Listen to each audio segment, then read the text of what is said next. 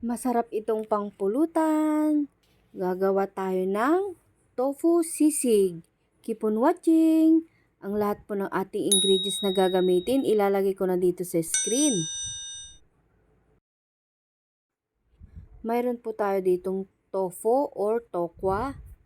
Ayan, isang malaking bar po yan. Kaya hiwa-hiwain natin ito. And then, ayan, ihiwain ko rin po ng pagtatatluhin para maging cubes po siya. Habang naghihiwa po ako ay nagpainit na po ako ng mantika.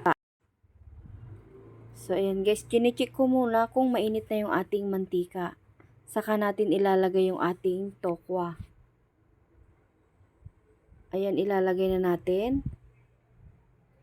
Kailangan po medyo lubog ng konti yung ating tokwa para pantay po yung pagkaluto niya. Tapos hinahalo-halo ko lang siya ng ganyan.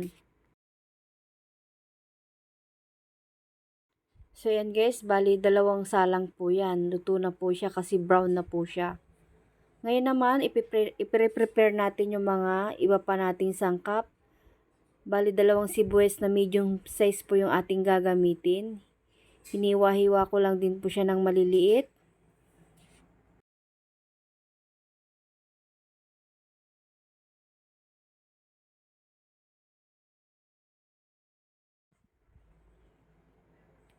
And then meron din po tayo ditong siling green. 2 piraso rin po yung ating gagamitin. Nasa sa inyo rin po kung marami pong kayong ilalagay na siling green. Tapos kalamansi. Ayan, pigain natin. Ayan, ito na po. Meron tayong mayonnaise dito. Pag samasamahin natin lahat yung mga ingredients natin, ilagay na natin yung calamansi juice. And then, liquid seasoning. Tatansyahin na lang natin yung paglalagay. Pwede naman tayo magdagdag mamaya. Halo-haloin natin. Tapos po, maglalagay din po tayo ng pamintang durog or paminta powder. Ayan. Isang maliit na scoop lang po yung nilagay ko. Ayan po yung ilalagay natin mamaya. Nagpainit na po ako ng cooking pan. Nilagay ko na po yung butter. Bali, tutunawin ko lang po yung butter. Pag natunaw na, i-off ko na po yung kalan. Tsaka ko nilagay na yung tokwa, tsaka yung sili, at sibuyas. Di ko na napakita sa inyo guys. Tsaka yung tinimpla nating mayonnaise kanina.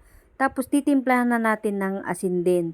Naku, pasensya na kayo guys. Di ko napindot kanina yung video. Pag nilagay ko yung yung tofu at saka yung sibuyas sili.